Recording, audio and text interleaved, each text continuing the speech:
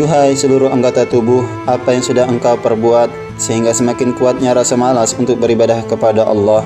Apakah makanan dan minuman dikonsumsi sebagai penyebabnya? Panggilan seruan azan berkumandang engkau abaikan. Kamu letakkan di mana kedua telingamu? Kamu tempatkan di mana lisanmu? Sehingga sedikit pun tidak engkau jawab. Solat 5 waktu yang diperintahkan engkau lalaikan. Apakah kesemuan itu tidak berguna bagi dirimu? Sadarkah engkau wahai lisan, setiap perkataan baik dan buruk ada malaikat yang ditugaskan Allah untuk mencatat dan akan menjadi pertanggungjawaban di hadapan Allah. Belum cukupkah nikmat yang diberikan Allah sehingga engkau wahai lisan enggan mengucapkan perkataan yang baik-baik, mengagungkan Allah dan membaca salawat kepada Rasulullah sallallahu alaihi wasallam dan membaca Al-Qur'an? Dengan cara engkau pergunakan lisanmu untuk adu domba, Rasulullah sallallahu alaihi wasallam pernah bersabda, tidak akan masuk surga orang yang suka memfitnah dan mengadu domba, menyebarkan berita bohong. Allah Subhanahu wa taala berfirman di dalam Al-Qur'an surah An-Nur ayat 19, sesungguhnya orang-orang yang ingin agar berita perbuatan yang amat keji itu tersiar di kalangan orang-orang yang beriman, bagi mereka azab yang pedih di dunia dan di akhirat. Dan Allah mengetahui sedangkan kalian tidak mengetahui. Hal ini merupakan pelajaran yang ketiga ditujukan kepada orang yang mendengar suatu perkataan yang buruk lalu hatinya menanggapinya dan ingin membicarakannya, maka janganlah ia banyak membicarakannya dan janganlah ia menyiarkan dan menyebarkan perkataan itu. Membicarakan keburukan orang lain.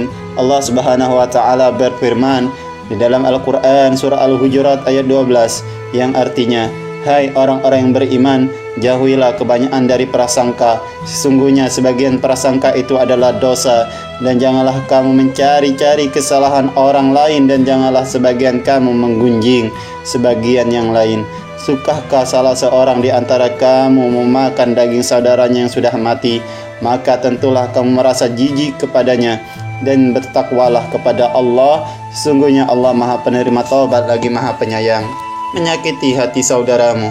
Allah Subhanahu wa taala berfirman di dalam Al-Qur'an surah Al-Ahzab ayat 58, orang-orang yang menyakiti orang-orang yang mukmin dan mukminat tanpa kesalahan yang mereka perbuat, yakni mereka melancarkan tuduhan buruk terhadap orang-orang mukmin dan mukminat yang pada hakikatnya bersih dari apa yang dituduhkan oleh mereka. Padahal orang mukmin dan mukminat tidak tahu menahu dan tidak pernah melakukannya. Sesungguhnya mereka telah memikul kebohongan dan dosa yang nyata. Quran surah Al-Ahzab ayat 58. Melaknat dan mencela. Rasulullah sallallahu alaihi wasallam pernah bersabda, janganlah kalian saling melaknat dengan laknat Allah, jangan dengan kemarahannya, dan jangan pula dengan neraka. Seorang mukmin itu bukan orang yang suka mencela, melaknat, berkata kotor, dan berbuat keji. Kesemuanya itu akan mengalami 3 dampak buruk bagi dirimu: kehidupan di dunia, alam kubur, dan akhirat. Lihat dan rasakan apa yang akan terjadi pada dirimu selama masih diberikan kehidupan di dunia.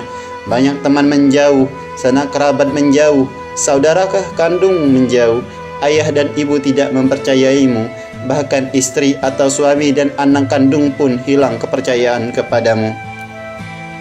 Suatu saat akan terbangun dari tidur panjang, yaitu kematian, dan dimasukkannya engkau di dalam kubur. Barulah engkau sadar dan memohon dan meminta akan dikembalikan lagi ke atas dunia. Semua permohonan dan permintaan kepada Allah tidak akan dikabulkan karena sudah terlambat. Bumi akan menjapit tubuhmu sampai tulang belulangmu, hancur dan sehancur-hancurnya, ditambah dengan siksaan malaikat yang begitu menyakitkan. Jeritan tangisanmu didengar seluruh makhluk Allah, terkecuali manusia dan jin. Kehidupan di akhirat merupakan bagian akhir dari seluruh kehidupan, di mana seluruh makhluk Allah berkumpul menjadi 2 golongan. Golongan kanan, alangkah beruntungnya mendapatkan ridho dan rahmat Allah, mendapatkan suatu kenikmatan yang belum pernah dia rasakan dan bayangkan pada manusia. Sedangkan golongan kiri betapa menyedihkan karena mendapatkan siksaan yang belum pernah terpikirkan dan dirasakan selama hidup di dunia diakibatkan perbuatannya sendiri.